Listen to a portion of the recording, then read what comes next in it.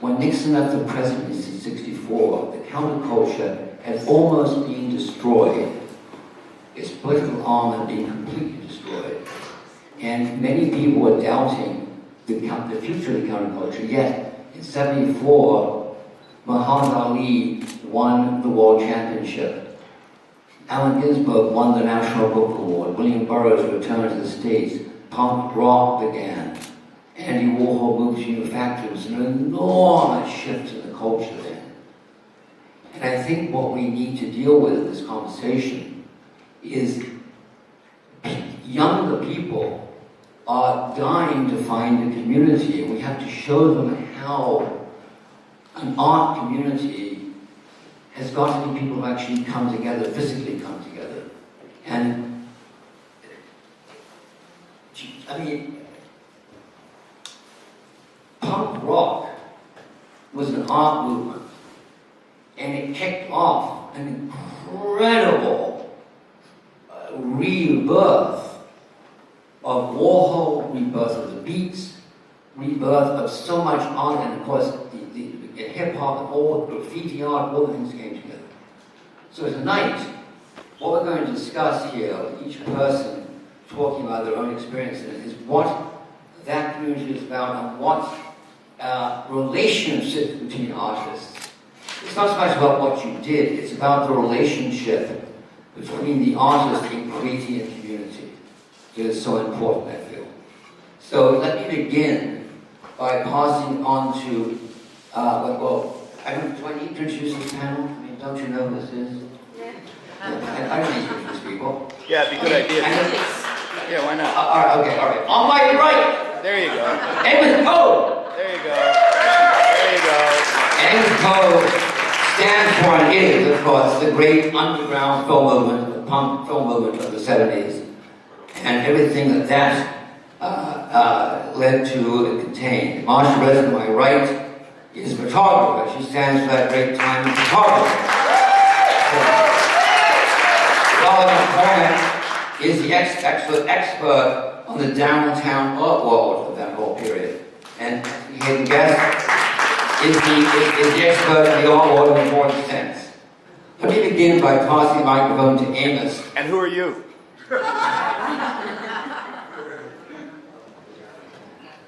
I am Victor Bockris. I'm the author of 12 books that, as a set, really create a mythology for the counterculture.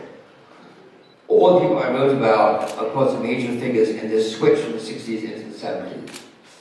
That's what we're talking about tonight.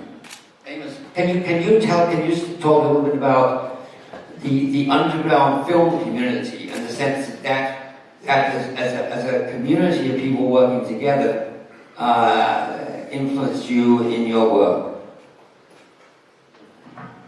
Well,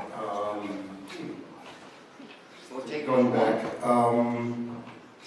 which was a store on 13th and 5th, and also there was a guy working there.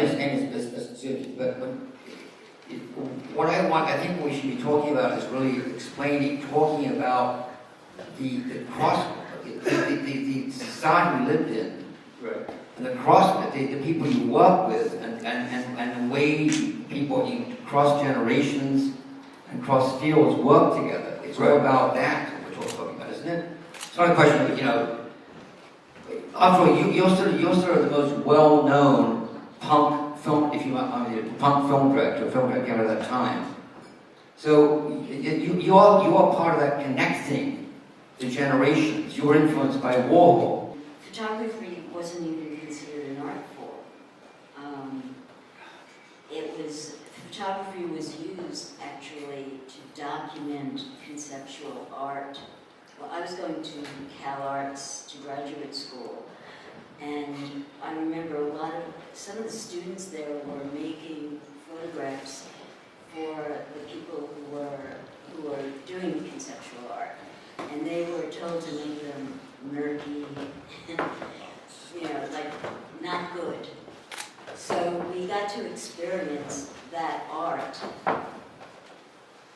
We got to experience that art through very dull photographs. So it took a few people to really try to make their photographic statements look good and be relevant. So photography sort of became relevant at that time. Wait a second. I think we're on the wrong track. It's probably my fault. Aren't we trying to talk about the art? What the great thing that we experienced an art community that was absolutely unique. The art community between 77 and 83 was absolutely unique. And it's all about the relationship between the artists, the cross-reference and flows between the artists. I'm interested in hearing about your relationships with artists, the way you were influenced by music, the way you were influenced by other forces that took you to different levels in your work. Well, isn't this what it's about? yes. Okay, Well, I personally started to go to clubs, and I was teaching photography, and I only had to work 1 day a week, so I had a lot of time on my hands, and I had my evenings to myself, and I started to go to listen to music. And when I met people, I would sometimes lure them back to my loft so I could photograph them in a studio situation. But I met people actually at that time got together physically. It wasn't like, we didn't have Facebook and Twitter and phones, cell phones, that actually serve to disconnect people, because people don't have to be physically with each other anymore to communicate. So I think this physical communication, the fact that we gathered together at clubs and actually talked, we used real English, not the kind of stymied English that people use when they text each other. There was a real community. People could afford to live in New York City. The rents were extreme. My first rent my rent in 1975 was $70 a month in New York City. That's beyond belief. Now people can afford to live. Creative people who don't have a regular income can't afford to live in New York City. So there was a community, a cultural community, which doesn't exist today. Why doesn't it exist here? What happened to the cultural community that existed? They can't afford to live here. No, they got burned down by heroin and AIDS. That's what happened. Let's talk about the truth. Let's talk about life and death. This is about life and death. But I can't dominate this thing. I really would be wrong. But I want to really encourage you not to talk about the technicalities, but to talk about the light we had. That was an unusual thing. It was an outstanding time. It has to be recognized as such. And I think what we need to tell people, and pass on to younger people who are seeking for their own culture, is the relation of the different generations, different artists and fields working together and creating an artistic community. Take that from me. Well, it's a long time back. Let me try that. Thankfully, I don't have a personal story to tell. I'm only interested in these people and kind of the young pups, so I'm more learning from that. But I'll try to do a few things here. One is you had a density going on in terms of creative people in actually a vacuum. I think I'm really wary of nostalgia, and I think you're overrepresenting the 70s, to be honest. Yes. It was great, but it wasn't the be-all and end-all, and the kids are all right. They are. They don't need our help to tell them what to do. So, beyond that, and there are just as many cool people in New York, probably, it's just there's all these other assholes, so we don't quite get the same sense of community. But, what you did have,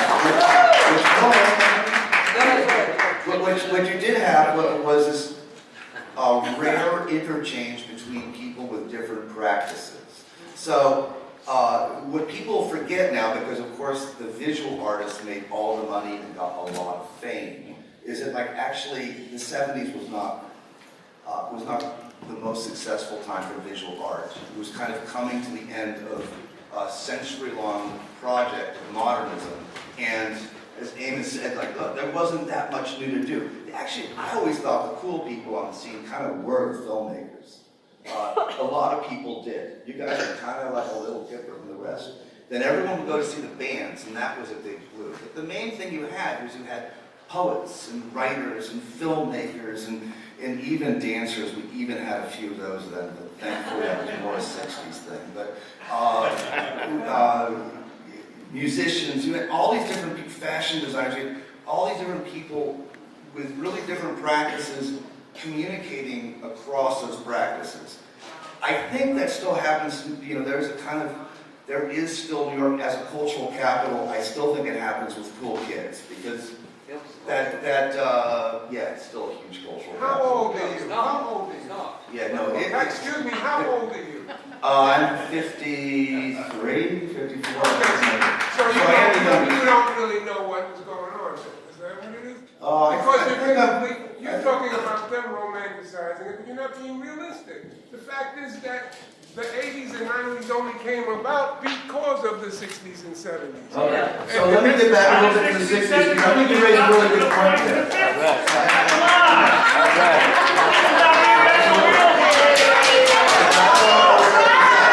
As far as I'm saying, you know, I'm more interested in them than I am in myself. So you're fine to call me on that. But I think the 60s are really interesting to look at what New York was in the 70s, because, like, you know, today I couldn't help but resist. They put all of Oz magazine, the archives, online, and I saw there was a piece by Anthony Haden-Guest in Oz. Do you remember doing that? Anyone who remembers that wasn't there. Right, exactly. So, but if you look at swinging 60s London, or if you look at the great youth explosion of San Francisco, they're monumental. And New York had two bands that were miserable failures. We had the Thugs, and we had the Velvet Underground. That is the New York music scene. And they're super important bands to remember, but you can't separate what happens in the 70s from that. As you know, it's all a continuum. Did I get enough? No, I think that the difference is that you had this thing. In the 70s, you had this thing where punk rock was a catalyst for the Beats and Warhol, for example. Warhol did a lot of punk work in the second half of the 70s. And Burroughs was obviously the godfather of punk. So you had this wonderful, really rare, because in America, each art movement has to kill the one that comes before them, like rock and roll kills jazz and so on and so on. So it's very unusual, and it's a product of the Second World War. You get the counterculture begins at the end of the Second War. Gay liberation, women's liberation, they all come out of the war. They slowly creep through the decades, and then the 60s introduces the great changes, but the 70s takes it way beyond the 60s. And certainly, when Nixon resigned the presidency, the fact that Andy Warhol published the philosophy of Andy Warhol, and it was taken seriously by the New York Times Book Review. Allen Ginsberg won the National Book, but also there's a coming together. There's suddenly, these people are suddenly being recognized, and punk is pushing them, and pushing them. They start to It's funny because this is actually a point where it's the actual biggest nadir of Warhol's career. So you're doing a very by the late 70s, early 80s. He's like the pitch paintings, the skulls, the sex posits, and that. He can't get run over by an ice cream. Bullshit. No, it's an actual. He's so and Andy's resurgence comes when it's Herring, Basquiat, and Sharp, and people like that, taking him up and going, "This is our hero." It was in the 80s, he's at such a low point. No museum collected him. No one cared about him. You're totally getting this wrong, Victor. That's bullshit. It was so constant major museum retrospectives around the world. No, it's not. The piss paintings, the skull paintings, they were not bullshit paintings. Are you the moderator? Are you the... 100% bullshit. Shut up for a bit, okay? quickly said to this Warhol thing. Irving Brown, who was Warhol's, basically his discoverer at the Ferris Gallery. I lived on, he came up to me at Coffee Bar in the Madison, three guys, which had, he said, Andy, do you know the most underrated artist in America? He's like, no, Irving, who would that be? He said, Andy Warhol. That was 4 months before Andy died. Ronnie Cutrone, who was running it, pointed out that to me, when Andy died, he hadn't sold it. He never sold it before, I think, $20,000, $30,000. Of course, that's a lot of money. Bullshit. Shut up! Shut up! This is Andy. $300,000. $300,000. It's a fact. You never read my book, asshole. Why have you read my book, you asshole? Why have you read my book, asshole? You're no fuck-hole. You're no fuck-hole. You're no fuck-hole. It's a Republican debate. Trump. Trump.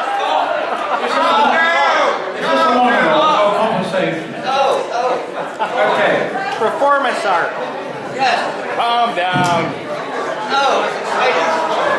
Calm down. Shut up. Okay, I'll go back to the beginning. I was there at the beginning of punk. There were many different beginnings of punk. I was living on the King's Road. That's number one. Let's go to why we are here. This is called Back to No Future. We are here because we're interested in punk right now. The question is why we're interested in punk right now. This is punk. Okay, I was living on the King's Road. It was swinging 60s. Hippie ruled. The interesting thing, when I was thinking about punk, hippie was a huge universal movement. It existed in every country worldwide. It was on the cover of international magazines. It was enormous. Punk was very small. Punk existed in New York, existed in London. I was living on the King's Road. I went up to, there was a little store, it was called Sex. I knew Malcolm McLaren very slightly, because I'd written a feature on, people were just beginning to wear t-shirts that actually meant something.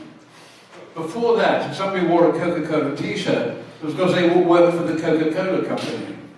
Suddenly people wearing a Coca-Cola t-shirt, they all began to comment on American colonialism or something. And this little store was selling those kind of t-shirts. And I was looking at the t-shirts, and one of them is a famous t-shirt. Johnny Furnace People, it's got lots of words on it, lots of names. I saw my name on it. And it was on the wrong side of the t-shirt. And it said, people not to wake up next to. And I said, Malcolm, what's all this about? He said, well, you're just an old hippie, aren't you? So, hippie is gone. I mean, the solid part of hippie, rock and roll was basically a counterculture phenomenon. That became mainstream. The rest has just become mindfulness and meditation exercises. Punk has survived, because it chimes in with the culture it is today. It was the anarchy in punk, the no future thing in punk. That is what we feel today, that's what we breathe today, that is what we feel today. We're living in a world for which punk is wholly appropriate. I believe that is why we're here.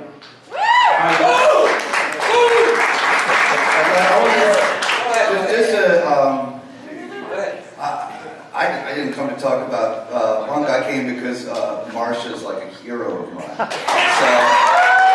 I want to talk a little bit about her in this context of nostalgia, because I don't think her photos have the slightest trace of nostalgia.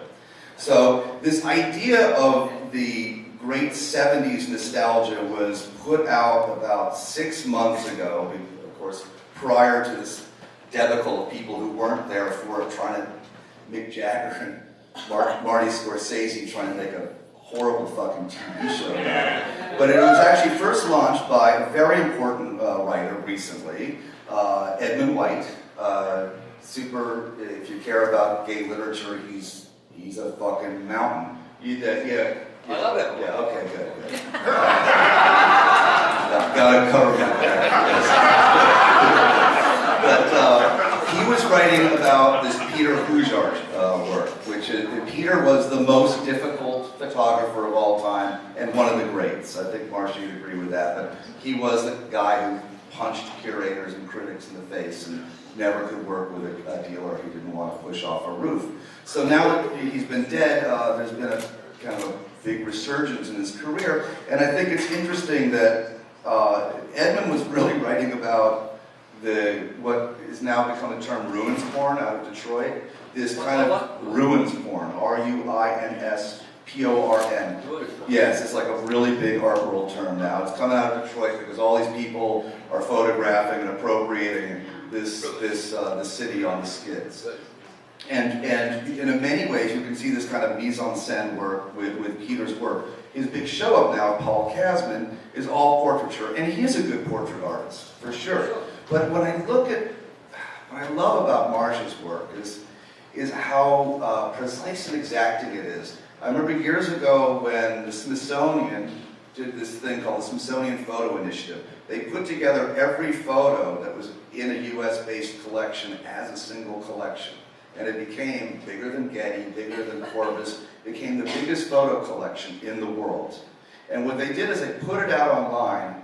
It's the government that kind of fucked up. That's why it happened 10 years ago and people don't talk about it. But what was so interesting was this kind of way of tagging photos. And so that you could look at a picture and you could tag it as like, because it was a Native American, or you were interested in the shoes, or you were interested in the pants, you were interested. I mean, the only way you could multiply tag Marcia's work is because of maybe the diversity of, Burroughs could be tagged for many different things, or John Belushi for Saturday Night Live for a bunch of movies, or for fat people who died of drug overdoses at the Marmont. You could tag them in multiple ways, but that's what she's giving you. She's giving you the most iconic portraiture of those things. There's very little else. This is such an But don't you see it's 3 generations? Yes, well, New York was incredibly multi-generational then, and I feel very fortunate that I got that. Points of it. Yes. Is that 3 generations? That's what I'm trying to emphasize, the 3 generational. Yes, yes, yes. Because it's very rare that art movies accept the other one. Punk paid homage to Warhol, which is an extraordinary thing they did. It's very rare. It's an incredibly generous thing to do. Right? And then Marcia actually, because I was looking at it over all these years, Marcia actually was the first person, unwittingly in a sense, but through naturally as she went along with it, who actually photographed those 3 generations. She started with punks, right? Then she moved on, she photographed, and so on and so on. But all the pictures from are actually people from 3 different generations. I think this is incredibly rare. The text you wrote for her book is impeccable and revelatory. Well, that's right, but that's not what we're talking about. I mean, it's like, it's very rare. It's very rare that different generations artists support each other. Would you agree with that? I'm more a product of New York 80s. I witnessed things in the 70s, so I'm not a participant. But well through the 80s, and as you say, the economic factors, and AIDS being a huge one, and drugs another one, did gut some of it. But it was incredibly multi-generational. I remember times I worked at a bar, and I'd have these situations where like some huge kind of the moment rock star would be there, and they'd be freaked out because we'd have Allen Ginsberg and Billy Name drinking at the same table. I'd be like, hey, you want to meet them? And I'd stick them between them, and I'd see these like British pop stars like freaking out because these people are grabbing their dick, So it was like, that was multi-generational for sure. Yes.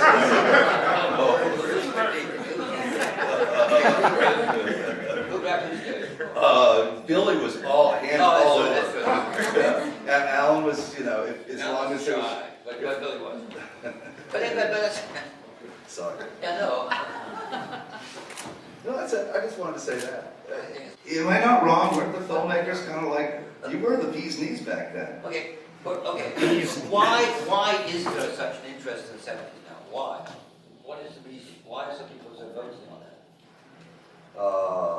Okay, let me tell you why. The 70s is a fucking gold mine. How many books are there about the 1960s? 25,000, 100,000?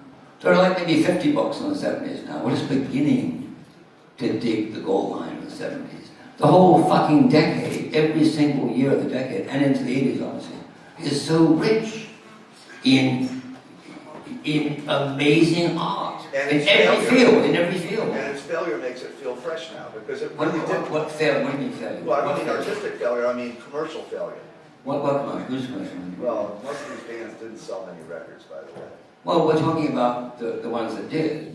I mean, Are we talking about the Clash? the Sex Pistols, the Clash, they sold Sex records. Pistols didn't sell many records, actually. Well, they were number one in England overall. I mean, you know, we talk about So what is numbers. that, like 20 records to be number one? Oh, now you're in America, you have to have millions of records. They were number one in the fucking country. So what? They were number one. They were number one. I mean, they were very successful. Oh, in America, there's millions of copies of it. No, but it's, you know. It was not a very commercially lucrative time. Amos, how rich are you? Really? How much Really? The fucking guy was enormous. We can talk about the art world. The 70s was a time of incredibly brilliant art made for very, very big people. It was a time of conceptual art, a time of installations. This is immediately before Neo-Expressionism, immediately before the Snapple, Mary Boone, all that. It was a time looked at with increasing interest now, because so many incredibly great things were going on.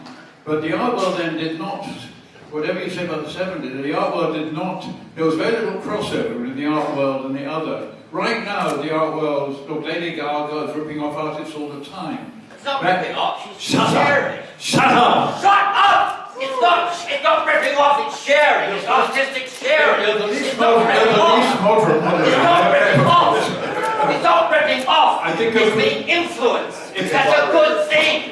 It's not ripping off. She's been sued by It's not fucking ripping off. She's been sued by Ornon. Colette is threatening to sue her. Wait, Why don't you ask the You're artist? so fucking narrow-minded. What is this fucking? What's my shoe? Oh my God. Is this performance art? You guys put these videos out. Housing. Okay. So, anyway, the artist... But if you use gaffer's tape, it will look very fun. It was also the last time when the complete artwork could get into one place, namely in Texas, Kansas City. Every night, the artists were there in the front room, Warhol people were in the back room, and at the upstairs, Dylan and people were going upstairs. Music were upstairs. Everyone was there to such an extent that someone said, "Where's John?" if John Chamberlain wasn't there. Those days are long, long, long gone. You know, people want to come and meet artists in New York. You're sure there's nowhere to go. Maybe it simply doesn't exist. Those days are gone. That is one reason we connect to that period. Ask Brett. It's true. Yeah. What's true? What's true?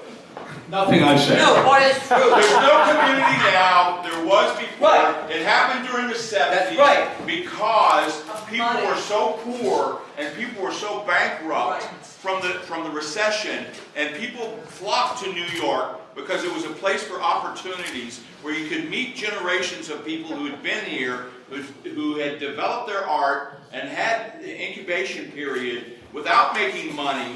And so that when people came in with low rents and were able to meet people who had been here before, the Beats included, you know, the Fugs was a pivotal group who were made up of poets and writers who went to music. And it was an example of what could happen when you cross disciplines, and you start to make sense out of what came before, and synthesize it, so that as the 70s were a byproduct of the yuppie movements that all came out of the hippies, as you were correct in saying, it was a counterculture. And these were all people who were rejected from the towns that they came from, who didn't fit in where they grew up, who were outcasts, who were dregs.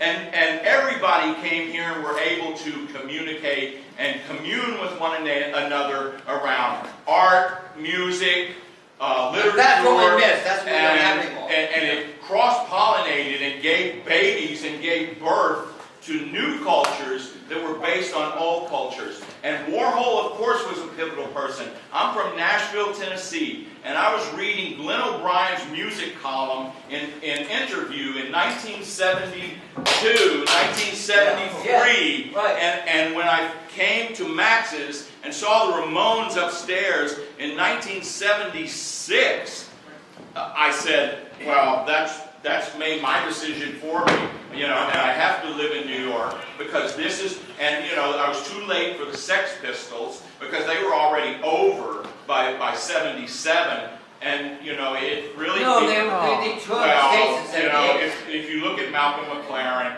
and what Malcolm did to the Sex Pistols, they were finished at a certain point, and you know, once the Sex Pistols live today, the music well, never once ended. they went to Texas, you That know, music that never was ended. the Sex end Pistols, of it, in America anyway. And so, and I think that, you know, the 80s, the early 80s that, you know, where I began to kind of get some traction really was about people meeting in clubs, in the club scenes, right, where people could meet after whatever they did during the daytime.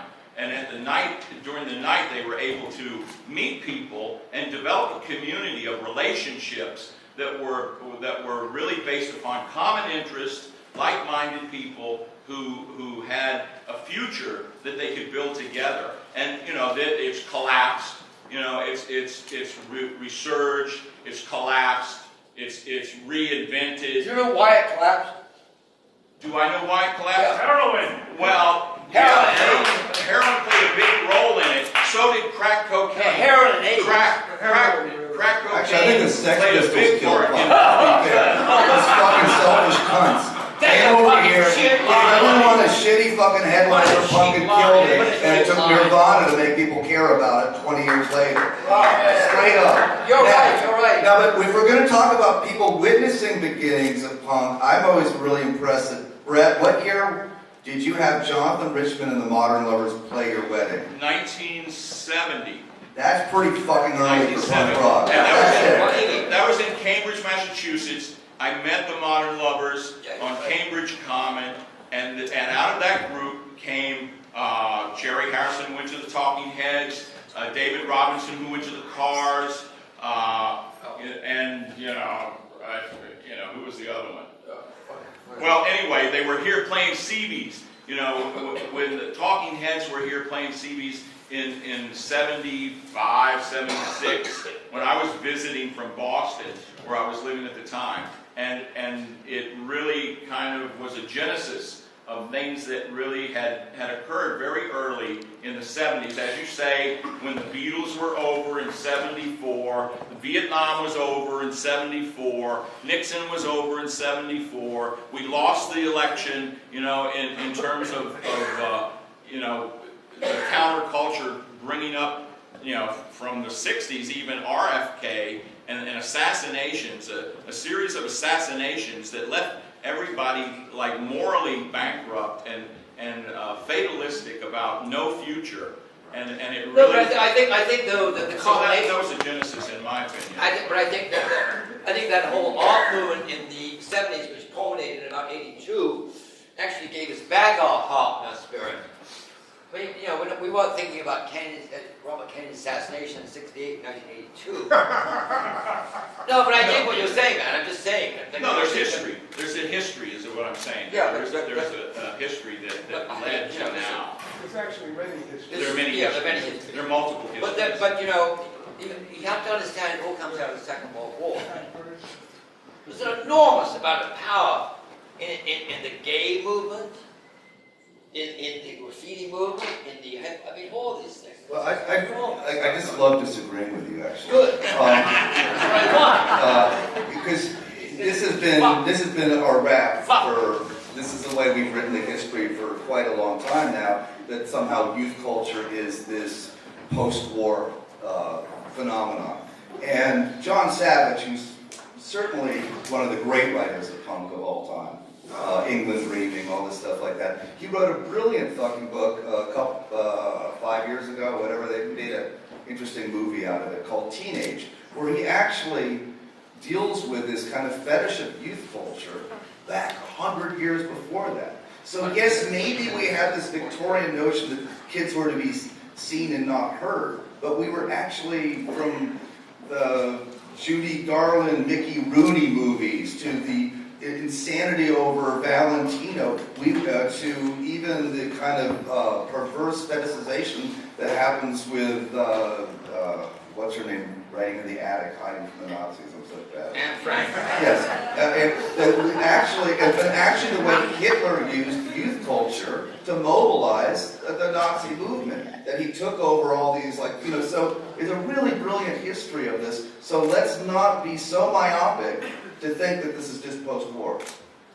That's all I want to It's say. never happened on such a massive scale, except in that period that he's describing. You're talking about little pockets of change and radical movements among youth. But to be honest with you, I'm sick and tired of you kids talking about punk. This shit's been going on since black people were playing jazz. As a matter of fact, I've never heard at one of these fucking conferences how the loft scene pretty much inspired all the freaks like Ginsberg and all these other people to be able to emulate and imitate that which was the only indigenous part of American culture. The greatest art coming out of the United States is created by black people. No question about it. Jazz, rock and roll, the rhythm of blackness, all created by black people, absolutely. No question about it. Yeah, no one argues that. I mean, one of the greatest things that have influenced the world, jazz, rock and roll, and the movies. Jazz and rock and roll were created by black people. The movies were created by... I love the Jewish gold. Marcia, you want to talk about That's not about Jewish people. Come on. No, come on. Punk. Yeah, and I think punk went from a lot of things, right? Though, I mean, can we also say that they were deeply influenced by the Verlaine, Rimbaud, and the Romantic poets, and by the decadent literary movement? Yes, there was a lot of recovery because rock had gotten so fucking boring and so corporate. It was like the Eagles and shit like that, and all that stuff. So that you could look at like Lenny Kaye putting out. Was it Pebbles or Nuggets? Nuggets. Let me say something. I published Patti Smith's first book, yes. right? Seventh Heaven in 1972. What's a doll? In the first 3 years of the 70s, poetry was actually one of the hottest scenes going on in New York. The Samoans poetry scene. That was a very hot scene. And Richard Howl came out of that. Richard always talks about the mimeograph scene on St. Mark's Place, which is really getting in the weeds. Wonderful example of underground press having an enormous influence, right? I ran a small press called Telegraph Books. I published that book in the young book.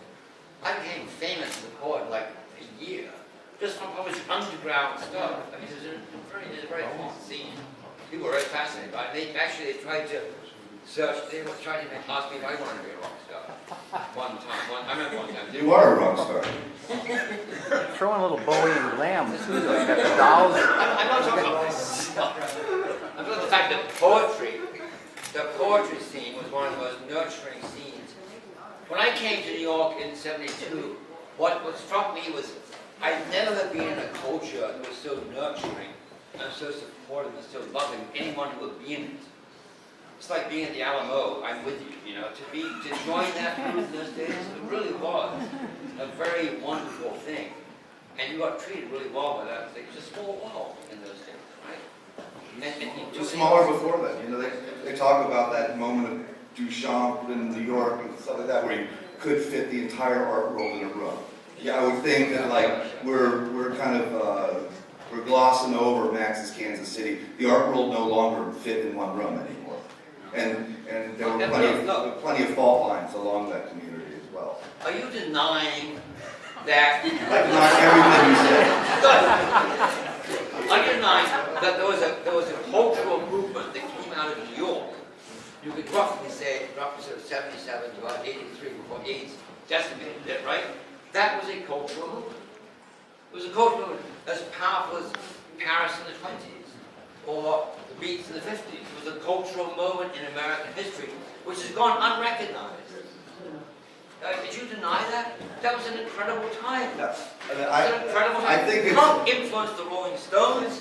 And some goers, it influenced the fist painting, the skull painting. And conversely, the Situationists, which comes really, the Situationist International letters before then, that's like 50s even, but that's a big aspect of the that's the 68 student revolts in Paris, for instance. Well, that's what I mean, Burrell Marcus did a whole book on it, Lipstick Traces, but that's what Malcolm was looking at. That's what tons of people were looking at, was the strategies of the situationist movement. And the premise of, yes, and the premise of that was that the 60s they were freaks instead of hippies. There was a group in there that was really angry, really pissed off, truly underground and countercultural, and they weren't into bangles and beads and incense and peppermint and all that other bullshit. And they got really fucking angry, and they got overwhelmed by... They were called yippies. Yeah. And there was Ed Sanders, Fuck You, a magazine of the arts. I mean, the hippies were not all about beads and bell-bottoms. There was a lot of energy and darkness in the hippie movement, for sure. Especially in New York. Yeah. And you know, so New York has these kind of landmark things, like the death of Groovy, right, in '68. Are you denying the 1977-19 was a great art movement? Well, I put it back, the show I did was 74 to 84. Okay, same so we've got a different thing, and I think if you look at 74, yeah, it's like you're dealing with the same idea. The American you're dream. recognizing that. Yeah, absolutely. So that I was one spent of a career on that. But I think it's being ignored. I don't think it's being. I don't see anyone recognizing that as one of the great times in American arts. One of the great times in our whole history. It's a big show on HBO now. That's a very good show, by the way. Oh, fuck you. It's just back in Mad Men made it to the music industry. It's a very entertaining show. What are you pissed off about it? What are you upset about? It's a very what's your fucking problem? Tell me, what is your problem? It sucks. No, it doesn't. It's very good. You know, I always remember, It's like, growing up, Scorsese. always hearing that, like, that history is written by the winners, right? And it's like, okay, here are people who don't own this history, writing it by their Mick Jagger perspective. doesn't own the history. No, he does not own that fucking history. He wasn't even close to it. What do you mean? He was writing both movies. He was right there in 73. But he was right fucking doing it. What are you talking about? Mick Jagger. No, we're talking about. Why are you talking about? It was already fucking late. 73 was already that was He would never had proof if he was anything good. XO Main Street is not punk. XO Main Street is not punk. Look, what the fuck are you talking about? This weekend, XO Main Street is punk rock. we're going to have a memorial for the guy who put out their first single. And actually, Who's the manager? Yes. Giorgio, by the way, well, because he when he left England and he came here, because those people suck. And he said, fuck you. You're denying XO Main Street, the greatest album in punk rock. One of the best record covers of all time. Fuck that, it's punk rock. Yeah, Robert Frank, right? They used the beat for talking with the cover. That's exactly what we're talking about. Great record cover. Let's hear from Hubert, who did the cover of Some Girls, who's in the audience. Yes. Yes! Who is it? Hubert. Hubert. Of course. You want to stand up? Let Marcia talk more. Right. Yeah, okay. Marcia, talk about the... I kind of feel like Ben Carson of the Republican.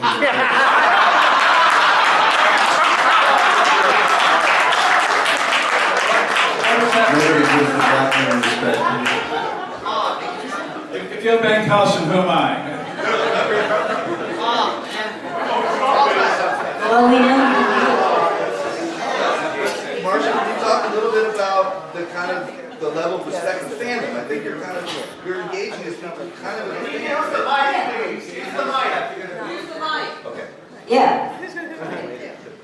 Yeah, I was a fan of these people. I was really, I went out to see their music. Their music inspired me, the musicians. And I was a fan of Christo. I was a fan of Warhol and Burroughs and Mick Jagger.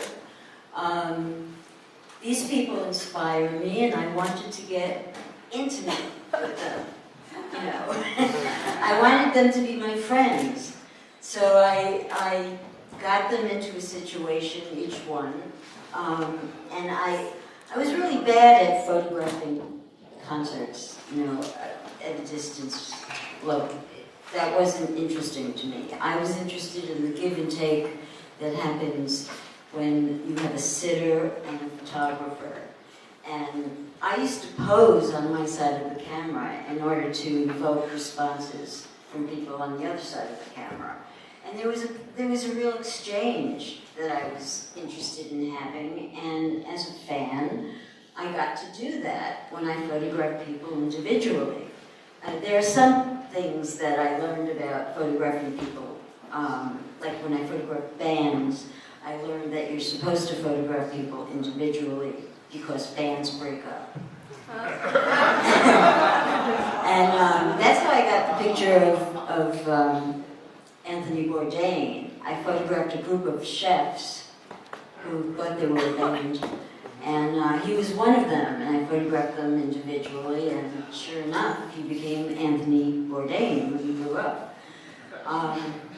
So anyway, the intimate give and take is what I really enjoyed in taking these pictures. Don't you realize you're the only photographer who photographed the 3 generations?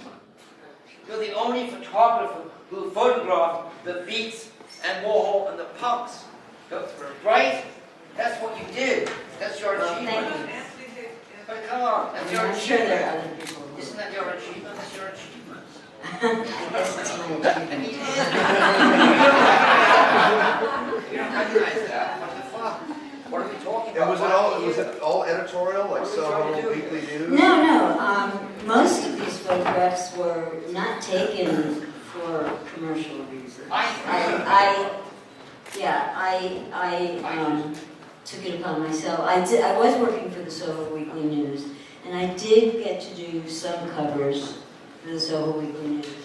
But like photographing Belushi happened out of, I was at AM, PM, and After Hours Club, and I had met him previously, and I asked him when he was going to give me a photo session, and he said now, and it was like 2 in the morning, and I didn't believe him.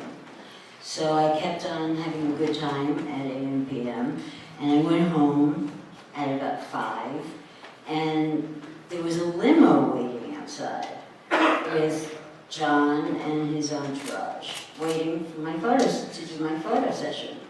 So that didn't come out of, getting a job for Rolling Stone. Why don't you tell them what you did the night he died? Why don't you tell them that? That's the truth. The blood and guts of it. Why don't you tell them what you did the night he died? Tell that story. Tell that story. Well, I saw him a few days before. 3 days before he died. 3 days before he died. Yeah. Tell that story. He called me up, and he was at my friend Christopher Gierke's house. Loft. And I had introduced Christopher to Johnny Thunders. You showed the contact. All right. Tell the story. I was getting to it. Well, anyway, yeah. Belushi called me. He was playing a punk group on the other end of the phone, and I didn't know who it was or why. Fear, yeah, he was playing Fear, his favorite group. What was his favorite group? What can I say?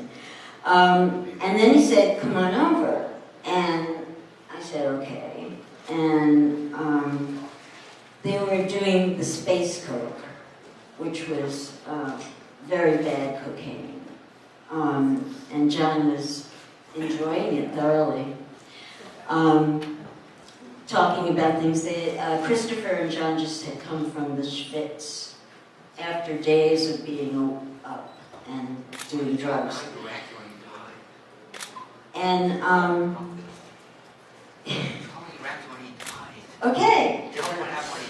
So I wasn't there when he died.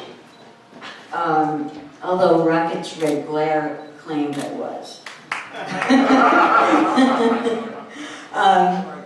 Yeah, I was, I went over to Christopher's, and John's limo came to take him to the airport to go back to LA. And at that point, I brought 2 contact sheets with me, and he was running downstairs, and I ran with him and handed him the contact sheets. He looked at them, he said, these are terrible, and gave them back. And he went to the limo and went to LA and died 3 days later. And I wound up in a hospital. He drank herself into oblivion. Her favorite bar. Woke up in the hospital. So, No, it's important because John Bush heralded the end of that whole scene. But I'd be curious I remember that from your perspective, and I think everyone here would have something to say, because you can blame drugs for the death of this and that. But the fact is like, you're talking about Anthony Bourdain, you're talking about Belushi, you're talking about people who did a lot of fucking drugs. And they're incredibly creative people, and as someone who still likes drugs, I think that drugs, yeah, it gets a bad rap as this thing that kills people, but it was so integral to the creativity. Like you or Amos or anyone talk about it, because to me it's like to... I'm trying to make the point that she was so moved of his death. We got your point. But his death heralded the end of the scene. It was March 1982. As everyone started to die right about Yeah, the Summer News died. That's when Lester Bangs died, when Arthur Phillips died, and then the death came after him to tell them. You have to mention AIDS, too. AIDS. What about the photo of Victor? The one with that Renee broke the glass. Did you take that? Yeah. That was amazing. It was beautiful. Based on a Ray. Well, buy the book, and you can see that photo. It's not here at the show, unfortunately. Yeah, Renee threw a glass after Victor got a little difficult with him, which you can imagine. Renee threw a glass at Victor, and So what? Totally irrelevant. Renee's great. All Renee's stories are worth it. So what? We need the closets. yeah, who's no longer with us. We're talking about something to be celebrated. This is a wonderful time. It's wonderful stuff. You feel so deeply. Anthony, why don't you see that? Anthony gets an end of things. I just want to say that David Hockney wrote the other day that he takes pictures himself. He was saying that photography can never be as important as art, and the reason he gave was, shut up, the reason he gave was that photography cannot capture time. And I actually was talking to him about this. Do you want to talk the whole evening, or can some of us get a word in? I'm done. Oh, good. And I spoke with Hockney, and he agreed some photographers can capture a sense of time. Guy Bourdin, he thought was great at capturing time. Cartier-Bresson. Look at Marcia's pictures. Look at that picture there. Look at the Warhol, Barrett's. You feel time there, the presence of time in that picture. I think you feel the presence of time in the picture of Christo, if only because there's a young Christo standing in front of the maquette for the Central Park project. He only got to make 25 years later. You know. And there's many pictures like that here that are really pregnant with time. I think it's remarkable. You didn't do a lot of candid things like this one we have with that pantheon of Well, I did do a lot of candid things, but I didn't consider them my art. I really had to have more involvement. But I'm curious, did you, because Anthony invokes Henri Cartier-Bresson, who sets the standard in photography for this notion of the decisive moment, which is all about time. But when he took pictures, he waited for the decisive moment. When Cartier-Bresson took pictures, he didn't take them in that candid moment. He would sit and wait for that candid moment to happen. Yeah. You know, Wow. they were. They were. And then Elliot Erwitt took the same picture, basically, but he's also a great photographer. Yeah, you told me. You told me that about Elliot Erwitt waiting for that candid moment to happen. Sorry, I'm telling another photographer. Elliot Erwitt is a great photographer. I think one of the few photographers who gets wit into photography. Marcia does that too sometimes. I went to his show, that big TLP, whatever it's called, the big photography place. And then he asked me to go, and I called him, Elliot called, and I said, what do you think? I said, Elliot, you're probably going to throw the telephone at the wall when I say this. But as a writer, we don't lie, but sometimes we just arrange the truth a little bit. He said, I plead guilty, not often.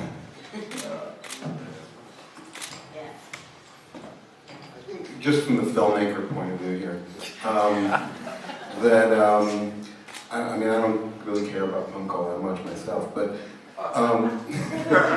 that's what we love Victor. But the filmmaker, I mean, Victor mentioned Warhol, but for me, the filmmaker that was the most inspiring was actually Zapruder. To me, he was the key filmmaker that inspired me the most. Zapruder, Abraham Zapruder. The first endlessly mediated moment. Well, he was a filmmaker. Did you ever see the 8mm camera, which I was very fond of, 8mm cameras, because of him. Did you ever see the John Waters recreation with Divine as Jackie Onassis? Still by still, it's like just like the Zapruder report. It's fucking brilliant. Well, John was a person who came along around the time that I came along. In fact, I distributed Pink Flamingos at New Line Cinema. So he was, you know, someone who was a cohort in that regard. But you know, there are filmmakers that we don't think of as filmmakers that are really filmmakers. And I think he was in the right place at the right time with the right camera. If he had a 35 camera, it wouldn't work. It had to be an 8mm camera. He had to be in that one place. He had to have that lens, and he had to. That was kind of like, you know, what the CBGB's was to me. It was just like being at the Kennedy assassination. And how did you feel about this thing between what was happening with this kind of narrative film that was emerging out of no wave cinema, versus like this turgid, boring, real-time stuff that was happening in video? Because you worked with the Maisel, you did your editing at the Maisel Brothers place. And right. Can you talk about that difference between what video was trying to do and what you guys were trying to do? My thing was really to find the tension between what is seen and what is heard. So I was never particularly interested in documentaries, but yeah, I used a silent camera to record bands. And I got a lot of people, you know, yelling at me or advising me or saying, why don't you get a sound camera? I put a soundtrack, but it never sings. No, it doesn't matter. We distributed, Ivan, Carl, and I made Night Lunch and Blank Machine. We both worked at New Line Cinema, and we tried, we had a half-hour film that had Bowie and Roxy Music and the Dolls and Patty and Blondie. But we had a half hour, so we couldn't distribute that because it was short, so we made an hour film, Blank Generation, so now we had a feature. So because of our experience distributing Pink Flamingos and El Topo and stuff and Midnights, we just said, well, let's try that. And we put it out there to the cinemas that we knew around the country that were doing Midnights, and they would show it in Cleveland or in Toronto or in Spokane or whatever. And we would call them on Monday and say, how's the box office? And they said, well, 13 people came on Friday, and, you know, 17 people came on Saturday at midnight, which meant that it was... 15 of them asked for their money back. But 15 of them asked their money back because it was out of sync. And they couldn't stand it. And to me, that was the success of the film. That 15 people asked for their money back, and 15 people enjoyed it. Because there were no people in the middle. It was not the most commercial way to look at filmmaking, I must say. And I regret that to some extent. But it was what I was going for. And if that... You were going to not being, no one watching you? What? You were going to no one watching you? No, I was going for a reaction. And there was an anti-commercial thing there was an ethos of anti-commercialism baked into our notion of our resistance to dominant culture, right? We've already inherited all the bullshit about like not selling out and not being co-opted between both those things, and punk kind of made it like a fucking orthodoxy, didn't it? Look, I can honestly say that I wanted to be a Hollywood filmmaker, and I thought this was my ticket in. But unfortunately, you actually have to have the audience agree with you. You can't be a filmmaker on your own. I mean, autism and filmmaking don't work together, is what I learned. So I was making films. When I started making films, I was making films for myself and like, you know, people like you. But when you start to expand, Starving? was I starving? I would give you that. Yes, you did many times. You and Jeff. Yep. And went to your house. And this midnight notion thing, because that starts also earlier. I was just in the New Art News, is really actually the first coherent, brilliant interview with Kenneth Anger, and he talks about like how he got in trouble in the 50s for something like fireworks because of its implicit homosexual content and movie. You know, anyone tried to, but that's how people tried to sneak things in. And by the 60s, there was already the birth of this midnight movie slot where no one was going to get offended or get arrested for it. Yeah, I mean, I came along to that. I mean, repertory cinema was my, you know, sort of club scene. I would go to, you know, the Thalia or, you know, Bleecker Street or whatever, and that's where I would see what I wanted to see, and that's where I got educated. And that's what I try to replicate. So the influences were really more, for me personally, were more, you know, Fritz Lang or Godard or somebody like that, than even the closer contemporaries. Does anybody here know what it means to say Godard? No. Haha. Let me tell you something. I remember going into a cinema in Washington in a demonstration in 1970-71. Right here. They came in. I was in this demonstration in Washington against Nixon, the war at Nixon, it's 70-71. We got tear gas running down the street. We ran into a cinema to try and get away from tear gas. The cinema was packed, there wasn't a single seat. The audience was silent, and they were showing La Chinoise, Godard's film, his film about Maoism, but Godard was totally revolutionary. Godard was like something, it's just incredibly thrilling, right? So you were influenced by Godard. Yeah, the connection to me between Godard and Warhol was the connection of making boring films. Boring? Yeah. Breathless is boring? What are you talking about, boring films? Yeah. Breathless was boring? Which? Breathless was boring? No, Breathless wasn't so boring. Come on, boring. Trash was boring? But for example, we're talking about music. Sympathy for the Devil, which was one of my favorite films, was really boring. I enjoyed the boredom. Basically, film, give me a show. Oh, Godard's film. Yeah. Godard's film. No, it's not boring. Amos, there is a great story. I think Andy was in Paris, and I think he went with Fred Hughes. He said, "Oh God, Art is ripping me off." He said, "No, Andy, I don't think he is. We've been making those films quite a long while. But I think Weekend's a really great film. Yeah. I mean, Godard did rip us off for $1,000 when we tried to buy Alphaville from him. And remember the last thing in the Weekend when it said "Fun to Cinema" at the end of the cinema. He was kind of I thought Paul was the end of the cinema too. So was the end of the cinema. So was the end.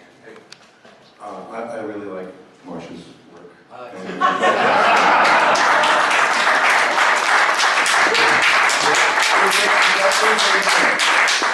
Should we ask people if they want to take questions or anything? Questions? Fruit and Thank you for an entertaining night. I see your great photo of Fat Five Freddy, and I'm wondering if you guys could talk a little bit about the connection between punk and hip hop in the 70s and 80s. The overlap there that perhaps gets obscured because musics are often studied along racial lines. DIY kind of situation out of a a situation of impoverishment. We're talking about the connection between hip hop and punk rock. Does that make sense to you? No, what I'm saying. Well, that it was actually way more substantial than has actually been credited. Detail.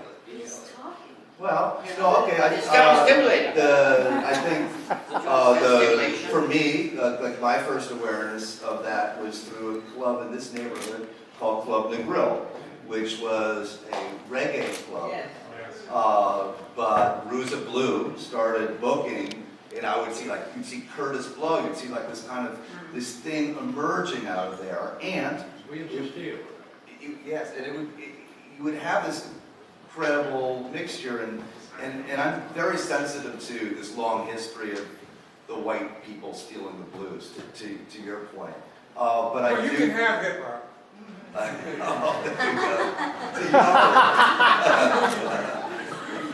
But I think that one of the remarkable things we maybe forget about the 70s was the actual lack of an outside audience.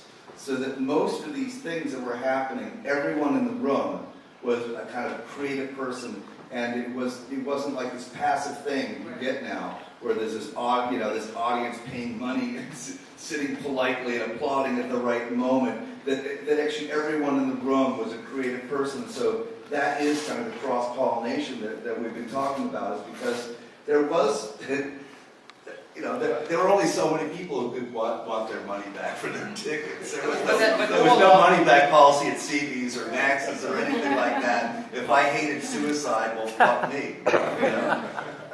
I'd like to make a point about the time, about another thing coming out of what Carlo just said. In Chronicles, Dylan's thing, which I'm sure a lot of you have read, he points out that when he was at a certain age, he would literally go to another city if he found somebody got some blues albums he needed to listen to. Well, nowadays you don't do that. You go to Pandora or something. In London, I was working several counterculture, underground press and all that. We heard vaguely of stuff in San Francisco and New York. You occasionally see one. You get one about 3 months later. Like in China, they would get copies of Art Forum or something. They said, no, people don't realize that everything is so available, 24/7. How esoteric. We have all that information. But back then, things were very granulated. Even in New York, things were kind of granulated. To this day, things are granulated in New York. To this day, the art world of the Lower East Side and Chelsea, very different. You really see different people there to this very day. How much were you influenced by pirate radio? How much were you informed by that? A whole lot. Because that's really important what was going on. A huge amount. Radio Caroline, all that. Yeah. We used them and it was absolutely good. Now you're in the 1960s, of course, ignoring the whole subject we're talking about in 1970. You're talking about 3 generations. I think they're deeply interconnected. You're right, I'm sorry. And the same way I think that like hip Yeah, hop and punk rock are Again, wrong. connected. I think that to try to isolate these things, and I think that also, actually, I met my wife being in a video for Chic, which was a disco band, and it was shot in the Roxy, which was at that time like the beginning, the home for hip hop, where the Clash would be sitting at a table. So, but we had this notion in America at that time that disco sucks. Go burn these records. The guy who did the last show here, John Holmstrom, still subscribes to it. And to me, I was always really sensitive to the fact that it spoke a lot of racism and a lot of homophobia, because disco was basically coming out of a subculture, which were those things. So I don't think those things exist within artist community. Artists are generally blind to a lot of those biases. And so I think there's a lot more. I mean, Nile Rodgers was a hugely influential guy. There were a lot of these punk bands, like Liquid, Conk, ESG. These were like dance bands. Now, the fact is, they were playing for New Yorkers, and we all would sit like this in the back and, have no energy that way. But people, as you said, you were trying to, make a Hollywood film. I think that we should not underestimate how deeply influenced the Contortions and James White and the Blacks and all this stuff was to funk and soul and dance music and stuff like that. Sorry for the tangent, but it just occurred to me. Number one, all of you, and this might offend some of you, did the academic world kill the music scene? I think academia killed the music scene. I think it's another repository. Academia creates other histories than are necessarily those of the marketplace. So actually, academia becomes a good place where alternative cultures kind of become people's PhD theses and academic careers. So I don't think I mean, it fucking sucks the life out of shit. But it does preserve stuff as well as anything. I think what happens is when a form begins to lose vitality, when it stops being a major, poetry used to be the major literary form. Right. Academia has taken over now that it's not that. You know, I think Shelley and Byron would be writing novels now, they're writing screenplays, something like that. Poetry is still a very viable form, I still read it. But academia has effectively taken it over. That's how it gets published, that's how it gets read. And maybe the last poet who actually had the voice of youth culture, Dylan Thomas, you know. What? Yes. What about Bob Dylan and Patti Smith? We talked about this last night. Well, those are musicians who grabbed onto the strategies of poetry. But I'm saying a pure poet. And Dylan Thomas kind of drinks himself to death on this fucking endless college tour, where he's kind of going to all these colleges as a rock star, and it sucks the life out of him. What's it going to do then? I don't understand. A whole lot more than your Also, fucking you know, academia, and being an academic myself, and being an art teacher, a lot of the visual artists I met when I came to New York had been to art school, and that they couldn't get jobs. You know, they came out of art schools, they were unemployed, so they washed dishes, they worked in restaurants as waiters or whatever during the day to pay their $100 rent. But at the same time, academia spit these people out, and so they were unemployed, thus kind of a DIY culture developed. It's like, fuck it, I'm going to do it myself. You know, I'll start a gallery in my bathroom, or I'll start in the kitchen, or there was galleries. The whole Lower East Side gallery scene that propped up was because of Patty Astor and Bill Stelling, who opened the Fun Gallery in a storefront, and people like Fat Five Freddy, who brought people from uptown, downtown, and places like the Roxy clubs where people mixed. Where Fred Brathwaite's godfather was the great jazz drummer Max Roach. So really? Yes. Yeah. So you start seeing these intergenerational links through the individuals who had relationships that they were developing with people who were different than they were. Why don't you write a book? I will. Good, you should. Because I do have several books in my mind. But this whole kind of mixed culture and remixed culture that's happened subsequent to that, really, I think of someone like Jean-Michel Basquiat, who was one of the few black artists who broke into the art world in the early 80s, who at the time was going, I'm the only black artist there is in the gallery system. Who else do you know? Right. And when he linked up with Warhol, when he and Andy got together, I mean, it fulfilled both of their dreams in a way that they fulfilled these ambitions that both of them had. Andy to link up and pass it on to the younger generation, and Jean-Michel to link up to Andy, who was a demigod. That's it. That's the whole. That made this connection happen. Right. And Keith Haring, who actually came out of SVA, where I teach, and who was taking over again just spaces and just covering the spaces and doing himself and working for Tony Sofrazi at the time, who had worked for the Shah of Iran, and come back to New York and started a gallery. And so those people and friends in the basement of that gallery, people like Ramel Z and Fred Brathwaite rapping in the basement, so that you had even like the Negril that you mentioned. I remember standing watching John Lydon there, listening to people dance to music that was so alien to the Sex Pistols in a way, although there was this kind of connection with British interest in ska and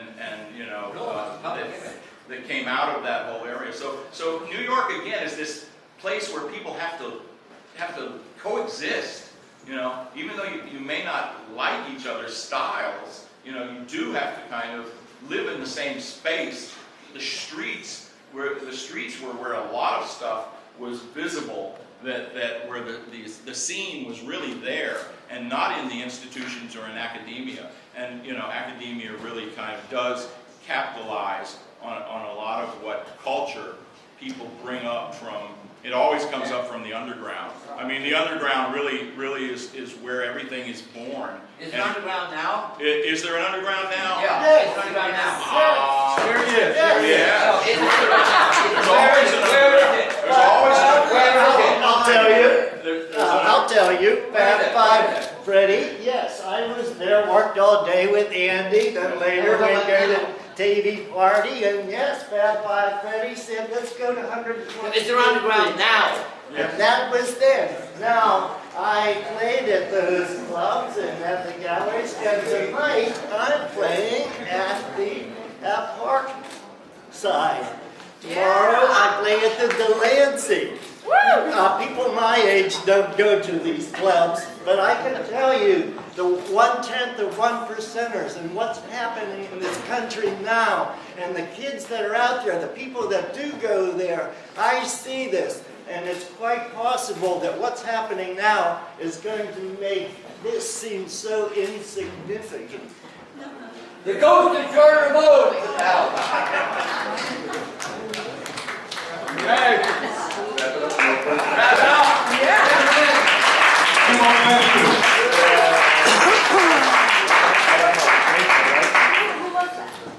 What is that? That was Walter Steding. That was Walter Steding. The only other guy other than the Velvets is Andy. Little Red. Well, are we done? That's All exactly. right, thank you.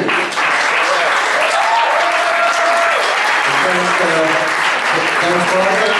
Thanks, Victor, for doing the Don American impersonation. Thanks, Barbara. Thanks, Anthony. Amos Poe's and Provocateurs is the book. Is the show. The movie